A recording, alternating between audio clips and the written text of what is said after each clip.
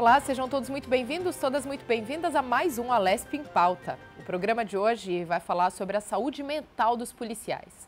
O número de policiais que tiram a própria vida é maior do que os que morrem em serviço.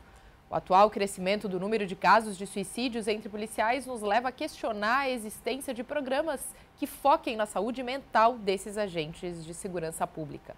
Nessa edição de hoje, nós vamos buscar entender todos os aspectos que estão ligados à saúde mental e quais são as condições de trabalho, como prevenir a depressão, a ansiedade e até o suicídio dentro da corporação. É para falar mais sobre esse tema que nós conversamos com o deputado estadual do Partido dos Trabalhadores, deputado Reis, que já atuou como policial civil, um grande defensor dos direitos dos servidores da segurança pública aqui na casa, e também com a psicóloga da Academia de Polícia Civil, Edivane Marlene Pires, também psicóloga. Sejam muito bem-vindos. Obrigada. Eu que agradeço, é um prazer participar do seu programa aqui na Rede Alesp. Agradecer a presença da doutora Edivane, que fiz o convite para ela, ela aceitou de imediato. E nós estamos terminando o Setembro Amarelo, é um mês de prevenção ao suicídio, né? E essa questão do suicídio é muito forte dentro das polícias e gritante dentro da Polícia Civil. Então, é um debate importante e agradeço aqui a oportunidade. Deputado, o senhor, sobretudo, né, antes da sua carreira como parlamentar, né, como realmente policial civil dentro da corporação, pôde observar, pôde vivenciar isso muito de perto, né? Só que os números realmente são alarmantes, né? O senhor me dizia que são 30 a cada 100 mil que acabam se suicidando ou tentando, né, tirar a própria vida. Essa é a proporção dentro da Polícia Civil. Ela é maior do que na Polícia Militar, que chega em torno de 20 por 100 mil. E nós temos também esse problema na Polícia Penal, né? Então, o trabalho de polícia ele é estressante, né? E muitas vezes o policial, além desse trabalho de polícia do dia a dia, ele, para poder manter sua família, né, para poder garantir a escola do seu filho, o aluguel de sua casa, ele tem que submeter a bicos. E fica mais estressante o dia a dia desse policial. Eu conheço policiais que trabalham 12 horas na instituição, depois 12 horas fazendo segurança em alguma instituição privada, e tudo esse cansaço, esse estresse, as cobranças do dia a dia, acaba também contribuindo para esse número, para esse índice que é alarmante, é um número pandêmico. Doutora, seja muito bem-vinda novamente, né? A senhora, além de psicóloga, também policial civil, né? Eu gostaria que a senhora trouxesse um pouco dessa realidade vivida dentro da academia. Quero agradecer primeiramente ao convite, me sinto muito honrada de estar representando a Academia de Polícia, que vem desempenhando um trabalho ferrenho, porque o suicídio, que é a causa máxima, né, aí que a gente está nesse Setembro Amarelo, ontem até fizemos um evento pela Cadepol, é preocupante e ele é multifatorial. Então, como o deputado está citando, são vários os fatores. Nós que damos atendimento nos nossos consultórios na Cadepol, a gente ouve de perto esse policial. Né? As demandas do policial, que não se restringem apenas à questão organizacional, mas tem, bem como o deputado colocou, a questão pessoal, né, de relacionamento. Ele tem família, ele tem filhos, ele tem compromissos. E o quanto que essa demanda por ser policial, muitas vezes, não combina com os recursos que ele tem, né, inclusive emocionais, que é o ponto alto. Né? Para não falar de tantos fatores, mas um que eu acho relevante comentar é a questão de que ainda existe muita resistência a buscar ajuda, porque o policial ele tem aquele mito de ser o herói, que não precisa de ajuda, que é imbatível. Então, quando ele se vê ali não fazendo frente àquela demanda na sua atuação, nos diferentes níveis, ele fica bem impactado e, assim, muitas vezes difícil de buscar ajuda, né? Difícil de se expor a esse tipo de ajuda. Ou porque vai ser julgado, tem medo de ser julgado, tem medo de ser diferenciado dos colegas, tem medo de ser discriminado, apontado. Então, o que acontece? Ele evita, né? Então, a gente devagar com a nossa informação, se achegando aos policiais, né, nos nossos projetos, enfim, em todos os processos, e está aproximando para que desmistifique um pouco essa questão, buscar ajuda e ser frágil, né? Então, todos nós somos, né? E o policial, aos poucos, está compreendendo essa questão e valorizando o buscar ajuda, né? Porque se ele tem que fazer frente a algo bastante desafiante, nada melhor do que ele estar preparado. E isso não se restringe apenas às técnicas de conhecimento policial, mas uma saúde policial, os recursos emocionais para lidar com as situações que sempre são muito violentas, são muito agressivas, fazem ele questionar os valores de vida e por aí vai. Então é uma questão assim, não é uma frente tão suave assim. Então devagar ele está se vendo precisando de ajuda e aceitando essa linha de conduta. Tem aumentado o número de policiais que têm buscado essa ajuda? Sim, sim, cada dia mais, né? Desde que a gente começou, e já faz um tempão que a gente já está na academia de polícia, mas agora muito mais, e pandemia veio trazer esse boom, né, na busca pelo atendimento. O policial ele está se vendo assim, eu preciso dessa ajuda, tem as portas abertas, né, tem os caminhos para chegar até lá e tem sim, tem sido crescente a nossa busca e a gente está criando demandas, né, enfim, assessorias para poder chegar até esse policial. Deputado, quais são as principais causas, né? Aqui mesmo, como deputado, eu acredito que chegue muitas demandas para o senhor no gabinete, né? Até de profissionais ligados à segurança pública e policiais civis, principalmente, né? Por se identificar com o senhor também. Quais são essas causas? Olha, eu vejo que tem a questão salarial, ela é muito forte, mesmo com esse último reajuste que o governo deu para os policiais, ainda o salário é muito baixo. Nós ainda estamos ali na 22ª posição em relação aos outros estados, né? Isso é um problema.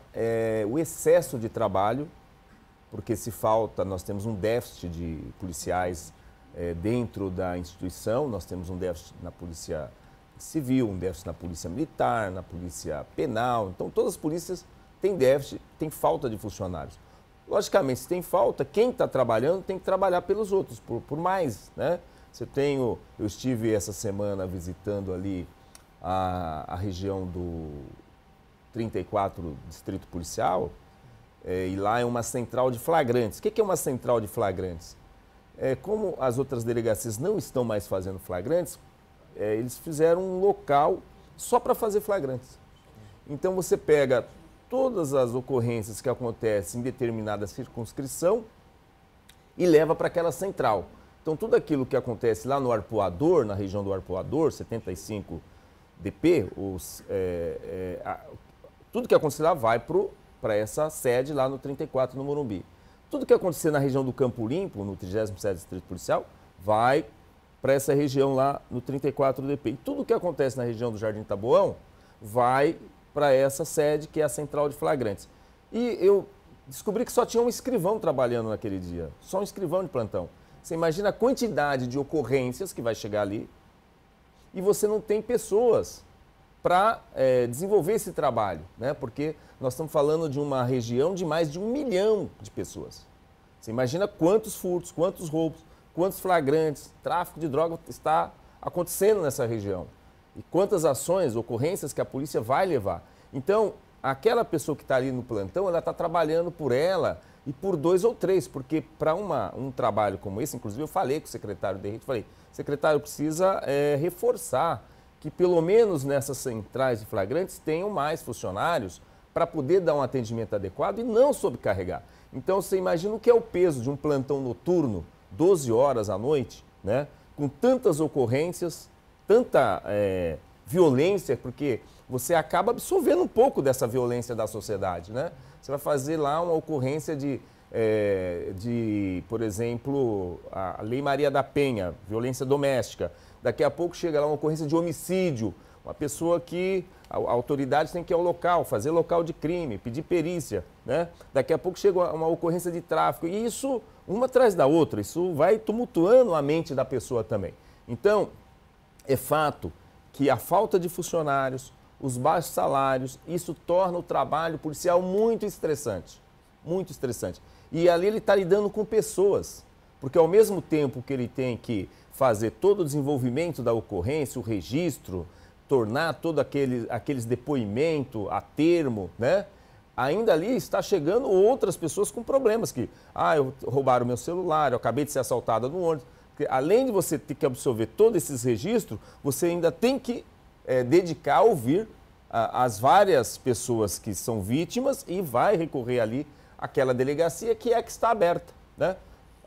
as outras praticamente não estão funcionando à noite. Das 93 delegacias da cidade de São Paulo, somente 27 estão funcionando diuturnamente. Então, isso por falta de efetivo, quer dizer, precisa de pessoas para ajudar as pessoas. Precisamos humanizar o trabalho policial, né? Conforme disse aqui a doutora Edivane. O policial não é um Robocop, ele não é uma máquina, ele é um ser humano. Então, o Estado ele tem que se atentar para essa questão da humanização do trabalho policial, de realmente valorização, uma grande cobrança é a valorização e, obviamente, ter pessoas para fazer o trabalho. Não pode ter um trabalhando por 10, porque vai acabar ele indo para esse estresse e esse estresse acaba provocando certas ocorrências que chega ao suicídio, que é o extremo, né? E se você for observar, o policial ele tem uma arma na cintura. Isso é um problema, né? Quer dizer, se ele entra no estresse, se entra numa situação de estresse, ele tem uma arma na cintura.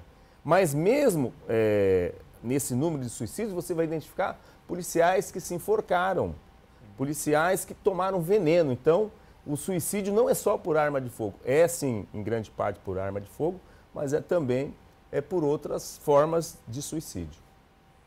Doutora, acho importante a gente trazer um pouco essa realidade também, né, que o deputado está trazendo para a gente, dos números alarmantes de suicídios dentro da corporação, entre os policiais civis, e como o deputado apontou, não só por arma de fogo. Quer dizer, tem outras causas também, né? Quais são os números? Então, o que a gente tem de dados, assim, são sempre parciais, né? Porque o grande problema que a gente enfrenta para fazer isso virar dado é que muitos não são notificados. Ou pela família que esconde, que não quer falar que é sobre isso, morreu, mas aí não dá um motivo e a gente acaba não tendo acesso, né? Ainda tem muita resistência sobre, né? Porque é como o deputado está falando, a ponta da corda, né? O policial se vê quase sem saída e aí ele entende que o suicídio é uma saída, não que seja, né? Então é um nível de perturbação mental, um nível de comprometimento na saúde mental que leva ele a esse tipo. E uma coisa relevante de comentar é que tem esses tipos de suicídio que o deputado citou, mas um que está chamando bastante atenção, que anda acontecendo com bastante frequência, ele também, o suicídio ligado a feminicídio, né? Ele mata a mulher, né? Ele mata parentes, filho e depois se mata. Isso também está bastante recorrente, né? Então é algo que está também nos chamando a atenção, né? Quer dizer, a magnitude só falar de suicídio, ela parece simples, mas ela não é. É bastante complexa. E sobre esses fatores, né, que o deputado começou colocando, os salários, as condições de trabalho, número inferior realmente, tipo de ocorrência, violência que ele fica recebendo constantemente ali na delegacia, isso é bastante forte, incide sobre ele, né, incide sobre o mental, incide sobre o emocional. Ele, como dissemos aqui, não é um robô. Eu não ligo que você veio me contar que você chegou em casa, seu filho estava morto. As ocorrências em si, elas têm um teor muito emocional, muito afetivo. Então, por mais que ele fique ali na postura, tenho que registrar, tenho que prestar segurança a quem vem me pedir na delegacia, na prática, ele está envolvido. Chega ao final do plantão, ele está bastante sobrecarregado dessa questão emocional e tendo que lidar com as próprias questões, né? Então, é todo um jogo de situações. Então, a gente atenta para esses fatores. Não é uma questão fácil, que pode ser abordada só por um ponto ou pelo outro. A gente tem que considerar bastante essas questões da própria atuação do policial, no quanto ele está envolvido com as questões. E o policial ele tem um ponto alto, que eu acho que o deputado pode até concordar pela prática que tem. O policial ele tem um pensamento muito rígido de certo e errado. Mas como as ocorrências que ele vivencia não apontam certo e errado, ele tem que ponderar, ser flexível. Então essa falta de flexibilidade também faz com que ele venha a ter esse sofrimento psíquico. Ele não sabe lidar com o caminho do meio, ou é isso ou é aquilo. Mas as próprias ocorrências, né, o teor das ocorrências não apontam necessariamente para certo e errado. Existe um meio do caminho e isso mexe muito com ele. Um outro fator importante a ser considerado, ele se isola muito. O policial se isola muito, fica muito fechado no mundinho, só fala a linguagem policial, né, os códigos, né, de que é isso, que é aquilo. Ele só anda com o policial, ele só vai no clubinho com o policial. Ele fica muito fechado nessa rede que é restrita aos mesmos pensamentos, às mesmas coisas, então ele não busca estratégias fora do trabalho policial. Então você vê que são fatores que, quando investigados, olhados por um outro ponto de vista mais humano, a gente chega até a entender de uma certa maneira de por que no final das contas ele se suicidou. É difícil, né, deputado, ouvir isso. No final das contas, a gente chega a entender o porquê, né, a pessoa atenta contra a própria vida e se suicida, porque... E aí pensar que, quer dizer, a segurança de toda a sociedade está, né, nas mãos dessa pessoa, quer dizer, o como essa pessoa não deveria ser observada, preservada, justamente para que possa preservar a vida de todo o resto. Porque senão como fazer isso, né, deputado? O que a doutora Edivane traz, essa questão desse mundo policial, essa dedicação exclusiva e essa sobrecarga que tem na carreira, a questão do trabalho em excesso e também dos bicos. Quer dizer, o policial não frequenta um teatro, ele não frequenta um cinema. Primeiro porque ele não tem recursos para isso, né? Ele tem que, se ele faz bicos, se ele trabalha num plantão e depois ele sai para fazer um bico de 12 horas, e isso todo dia, segunda, terça, quarta, quinta, sexta, sábado, ele não tem folga, ele não tem tempo com a família, não tem lazer. Tudo isso vai contribuindo para esse adoecimento, vai contribuindo para esse estresse, essa carga, né? Porque quando eu, às vezes, subo à tribuna aqui e falo, não, que o policial tem que ganhar bem, tem que ter um salário digno. E ele tem que ter um salário digno justamente para prover o seu sustento, mas prover também as suas atividades de lazer. Aquela atividade, quando ele está no teatro, ele vai esquecer o que é aquele mundo ali que ele vive no dia a dia. Ele vai oxigenar um pouco a sua mente, dele poder estudar, dele ter tempo para estudar, ter tempo para fazer novos cursos, novos horizontes. E se ele só está ali naquele ambiente policial e naquele ambiente dos bicos, ele não tem um ambiente familiar, ele não tem tempo com a família, ele não tem lazer, né?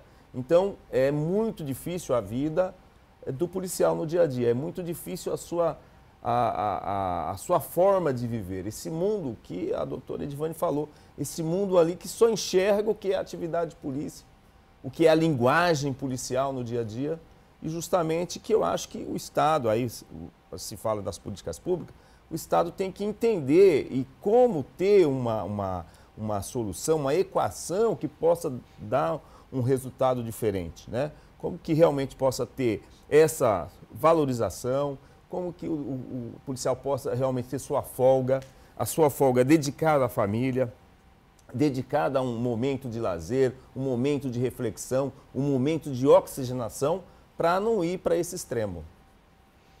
Deputado, há muitos anos, né, há muitas décadas se fala sobre a valorização dos agentes de segurança, né, no Brasil, principalmente no estado de São Paulo. Efetivamente, é difícil a gente encontrar isso e os problemas sempre giram em torno das mesmas questões que o senhor mesmo, né, e a doutora também trouxe para a gente, questão salarial, contingente, o que acarreta no estresse. Que política pública humanizada seria essa? Olha, você já deu até a resposta, começa pela valorização, né? Depois da valorização, eu acho que a carga horária de trabalho tem que ser aquela que o policial possa fazer o seu trabalho e, ao mesmo tempo, também o seu ambiente familiar, o seu tempo de lazer, né? Então, se o Estado cuidar bem do policial, se o Estado realmente oferecer aquilo que é direito dele, eu acho que nós vamos reduzir bastante essa questão. Eu não vou dizer que a gente vai zerar ela, porque sempre vai ter alguém que, né, que vai destoar, mas eu acho que nós vamos reduzir bastante. Mas enquanto o policial estiver trabalhando, se tem 30 dias no mês, ele trabalha os 30 dias, é muito difícil você ter resposta para isso, muito difícil. Então começa pela valorização, depois pela qualificação, a reciclagem. Não dá para o policial ficar o ano inteiro só na atividade de polícia. ele tem que pelo menos ter 15 dias, onde ele vai para a academia fazer um curso, se apropriar de novas informações, novas tecnologias, né? Então, eu acho que já aconteceu no passado, em alguns momentos. Eu fui da Polícia Militar e a gente tinha os cursos a cada 6 meses, tinha lá, parava 15 dias para poder fazer um curso ali de entender a sociedade, as novas leis que estão surgindo.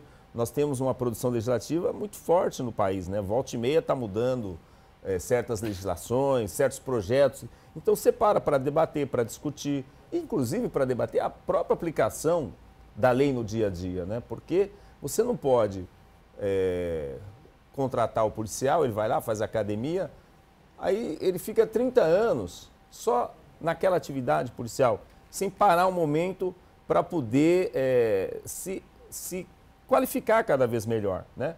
Qualificar no dia a dia, com relação aos novos acontecimentos, as novas modalidades de crimes que vai acontecendo na sociedade, como se preparar para enfrentar tudo isso. Então, o Estado ele tem que ter essa busca da humanização, não tratar o policial como se fosse um robô.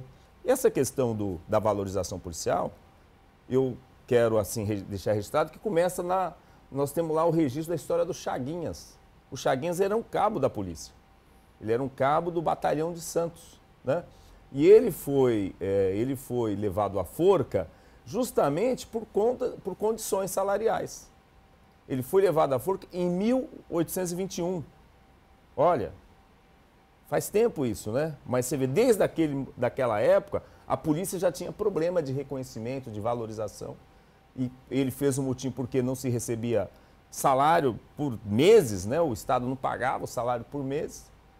E aí ele foi condenado à forca, né? A história diz isso, e a corda quebrou, foi levar a forca lá na Praça da Liberdade, a corda quebrou, o povo gritou por liberdade, porque antes de ser Praça da Liberdade era a Praça da Forca, né? E acabou o Estado matando ele a pauladas, né? Porque naquele período as pessoas eram enforcadas, né? Tinha pena de morte, pena de enforcamento, né?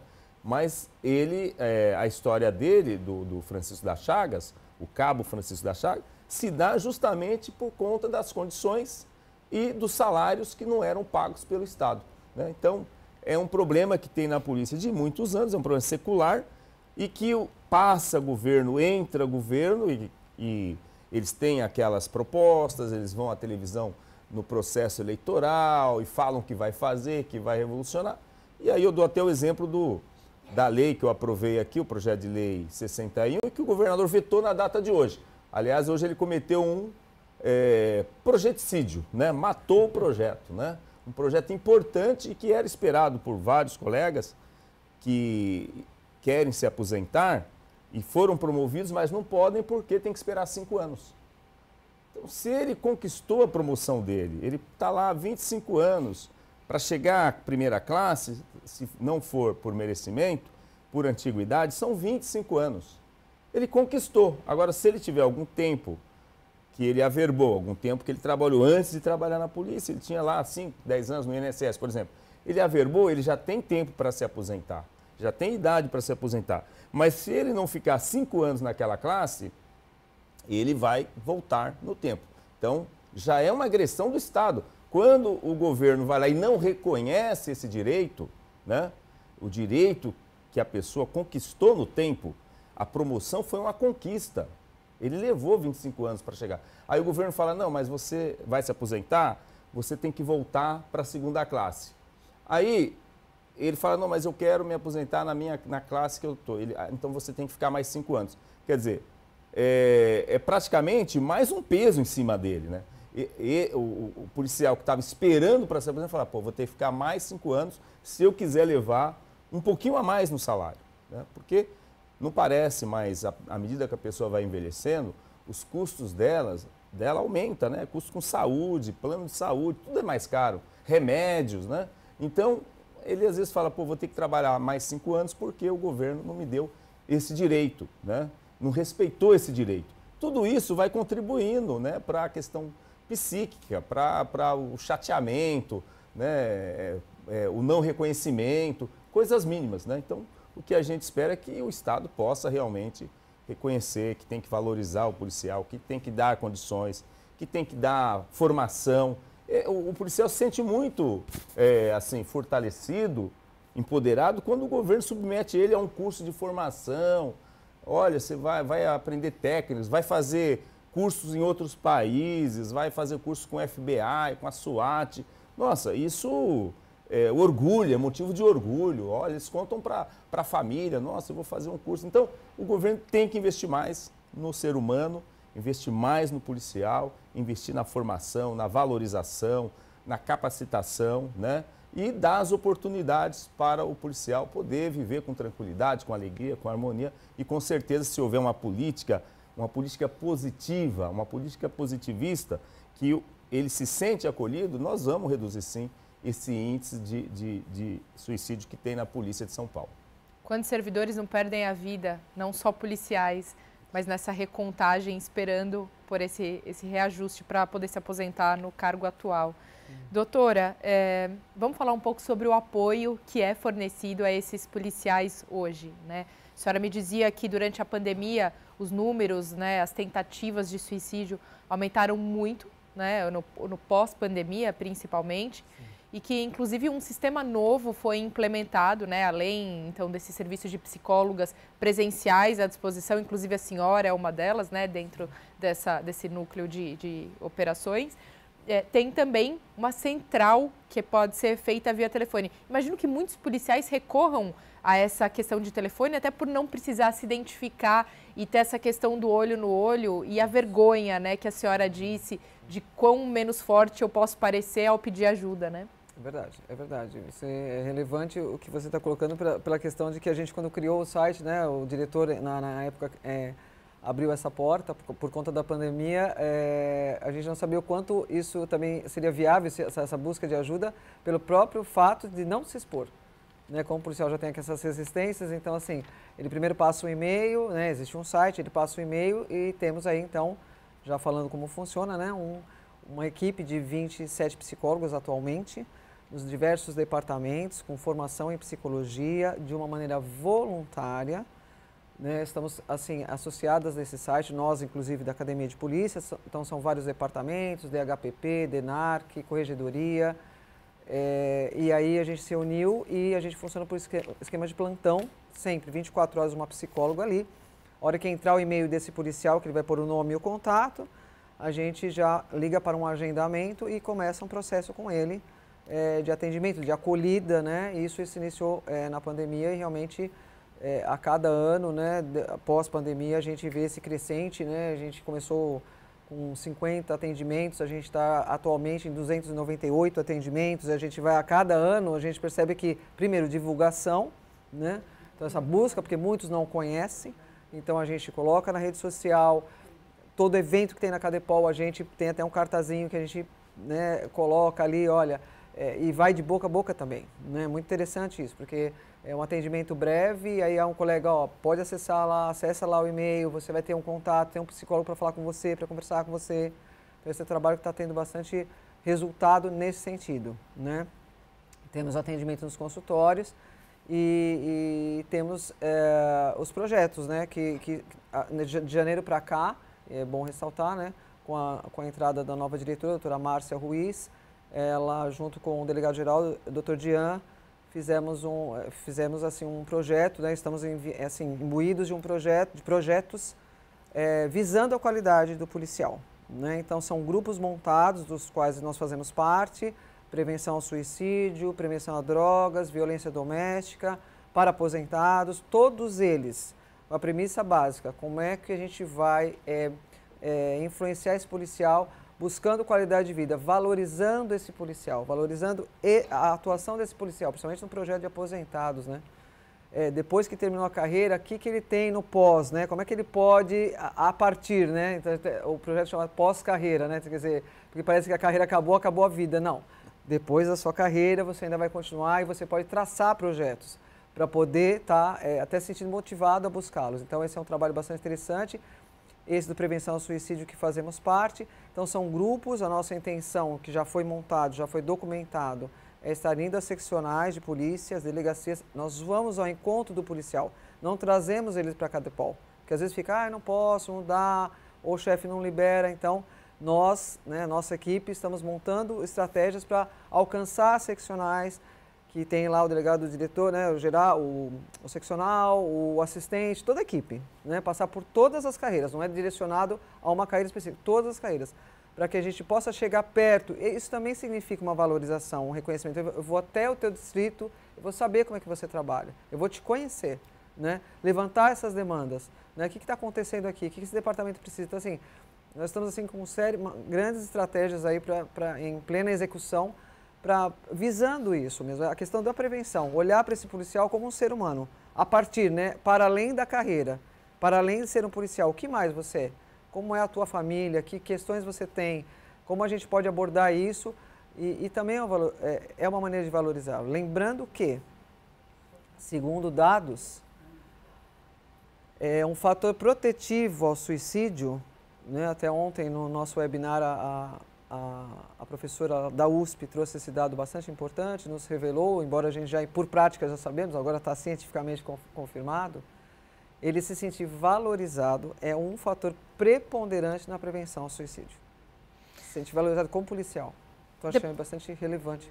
Sem dúvida, é tudo que a gente está falando até aqui, muito agora legal. Até aqui, a questão da valorização. Agora, deputado, quão importante é o que a doutora trouxe da questão do aposentado, do policial aposentado, que também é um grande problema para a corporação, Quer dizer, o problema da corporação é legal também essa visão de que não acaba quando, então, o trabalho desse policial se findou. Não, ele ainda continua, Ele continua, claro, está afastado, acabou ali o seu tempo de contribuição, mas ele ainda pertence, digamos assim, àquela corporação, àquela categoria.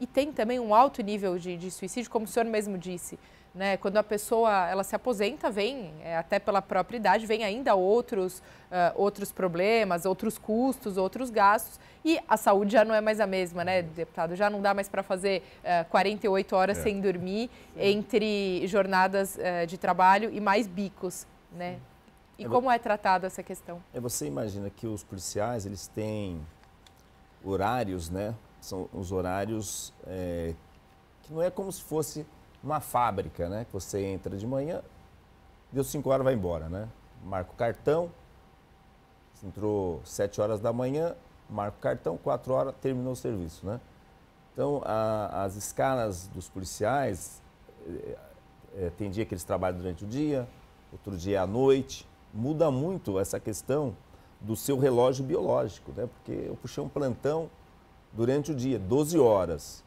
Amanhã eu já não vou vir durante o dia, eu vou vir à noite. E sem contar as escalas extras, Tem volta e meia, você é convidado para 2 horas da manhã estar na rua. Olha, vai ter uma operação, é uma operação sigilosa, ninguém tinha conhecimento dela, até porque se caso vazasse as informações, talvez aquelas pessoas que são objeto dessa operação, que serão presas por ela, fugiriam, Então, você é pego muitas vezes de surpresa, Então, na polícia tem muito isso, Você, de repente, é convocado para 5 horas da manhã estar na delegacia, 4 horas da manhã, que não tinha essa previsão, Era sua folga, mas por conta dessa operação e não tem tantos policiais para executá-la, você convoca todo mundo para, a partir das 4 horas, na sede de tal delegacia, porque vai ter uma operação e você vai ter que estar lá. Então, a vida do policial é muito diferente do trabalhador comum, É muito diferente. E depois que ele se aposenta, ele continua policial. O que muda na carteira dele é que vai ter um azinho de aposentado, A carteira continua a mesma, é investigador, aí tem um número lá e um A, porque se alguém te parar, não, ele é aposentado. Vai saber que ele é aposentado porque tem um azinho bem pequenininho. Então, ele continua com a obrigatoriedade de agir. Ele não perde essa obrigatoriedade de agir, Se ele deparar com um fato que a lei define como crime, ele não pode se omitir. Ele não pode falar, não, eu estou aposentado, Se ele está ali com a carteira e está com a arma, e ele tem como, e o policial, que isso é um outro problema, a questão das armas, Porque o policial terminou a carreira dele, ele tem que entregar a arma para o Estado. e ele vai ficar desarmado. Mas ele prendeu muitos bandidos que vai reconhecer ele. Ou seja, se ele conseguiu durante a sua carreira comprar uma arma, porque não é barato uma arma, né? Se ele conseguiu comprar, ele vai poder usar, porque ele tem um porte nacional, né? Ele tem a carteira de policial, ele vai poder usar, sem problema nenhum. Mas se ele se desarmou, ele vai estar correndo risco também, né? Porque ele continua policial e aquelas pessoas que ele prendeu sabem que ele é policial e agora ele está desarmado. Então ele também está correndo esse risco. Então é tudo um problema. E quando ele perde esse mundo, como ele vive esse mundo policial, está tão assim dentro do ser dele, da cabeça dele, da mentalidade dele, e aí de um dia para o outro ele agora é só aposentado. Ele desconectou daquela vida, né? Quer dizer, isso é um outro choque também que acontece, que eu acho que tem que ter todo um planejamento do Estado para esse processo de aposentadoria, né? Em que pese que muitos policiais às vezes ficam até os 75 anos de idade. Você vai encontrar muitos policiais trabalhando aí com 60, 70, 72 anos, né? Porque como o salário é baixo, quando ele se aposenta, ele já perde uma parte desse salário, ele vai perder o auxílio alimentação, aquela gratificação, às vezes, de plantões, né? Alguma coisa que ele ganha, mas ele vai perder. Então, ele prefere ficar. E muitas vezes nós temos policiais idosos, né? A polícia envelheceu bastante, porque por falta de concursos, públicos, a polícia envelheceu bastante. Você vai encontrar bastante policiais de cabeça branca, né? Trabalhando no dia a dia, enfrentando plantões de 24 horas, plantões noturnos, enfrentando escalas extras. Então é todo um sistema, né, que o Estado tem que ver como que dá solução para isso, como que oxigena a polícia, como que introduz novos quadros, melhore a carreira, né? Eu entendo que tem que melhorar a carreira. Nós temos a questão da exigência de curso superior para investigador de polícia, para escrivão de polícia, desde 2008. Mas até hoje o Estado não remunera os investigadores e os escrivães de polícia com salário de curso superior. Ele continua pagando salário de nível médio, né? Que é um problema e que vem essa grita de muitos anos e o Estado se omite, né? E o Estado faz o edital de concurso, agora saiu um edital, de tanto nós batermos aqui que tinha que fazer esse edital porque não tem policiais para trabalhar, colocou um edital para 3.500 policiais, cerca de 1.250 investigadores, 1.333 escrivães de polícia, 552 delegados, né? Também médicos legistas, peritos criminais, né? E lá tem a exigência para o investigador e para o escrivão do curso superior, do nível superior, porque é uma lei que foi aprovada em 2008 por conta daquele levante, né? Que os investigadores, os delegados, os escrivães foram até o Palácio do Governo entregar uma pauta para o governador Serra e ele recebeu com balas de borracha, com gás lacrimogêneo, né? Então, por conta daquele ato, daquele evento, acabou se alterando a legislação e colocando no texto legal que para entrar na polícia na condição de investigador de escrivão, que era um pleito que vinha de muitos anos, tinha que ter o curso superior. Mas não fez alteração. Quando você vai para o quadro salarial, não houve essa alteração, né?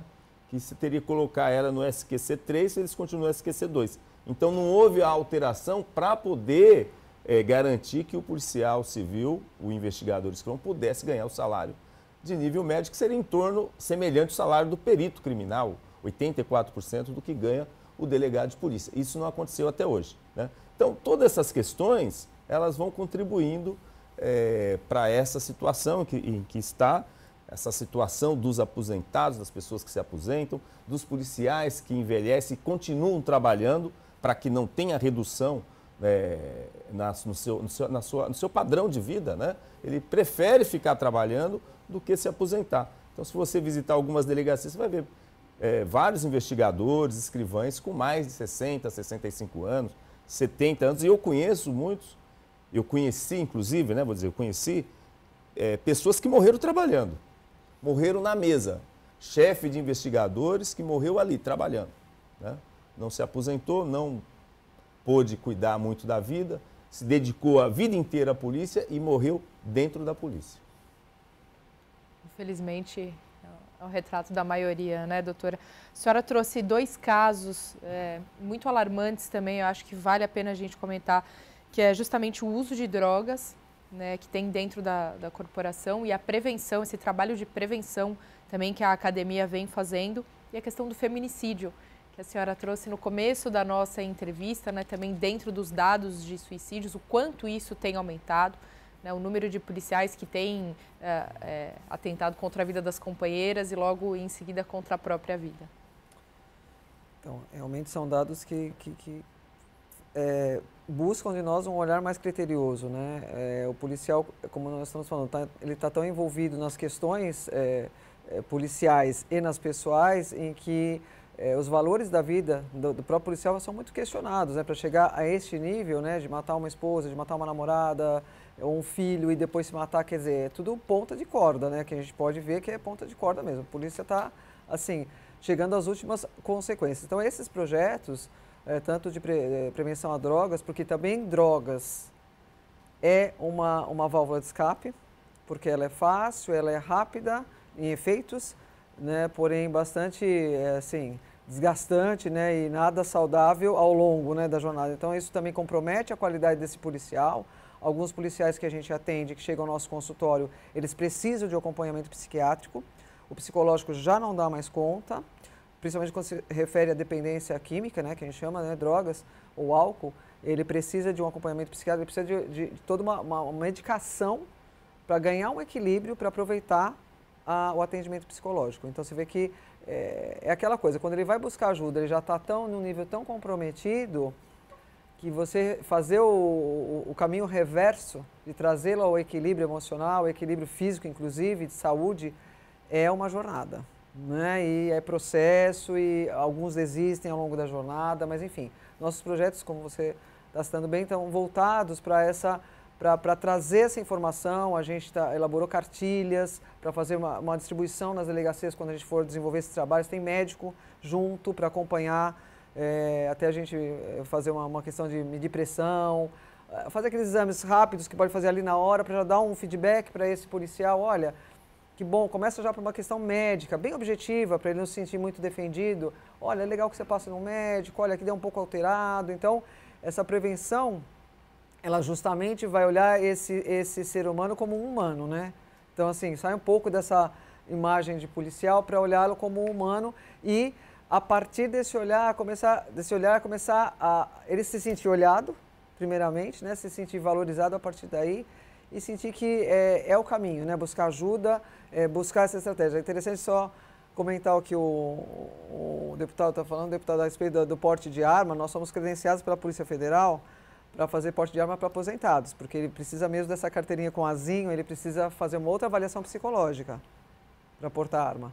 Eles têm que aparecer na Cadepol para fazer, né? Atualmente nós somos as únicas credenciadas, tinha mais credenciamento de outras psicólogas da Cadepol, né, da Polícia Civil, mas atualmente somos nós. E aí, é muito assim, é curioso, né, trazer esse dado, que eles ficam muito... por que eu tenho que passar por um exame psicológico? Eu sempre portei arma. O que você está me questionando agora? Eu não tenho... Eu tô ótimo, assim, deu tudo certo a minha carreira. Eu tenho que agora passar, me submeter, ou até uns se sente até meio que humilhados. Eu tenho que sentar aqui na tua frente, você atesta que eu posso seguir com arma, né?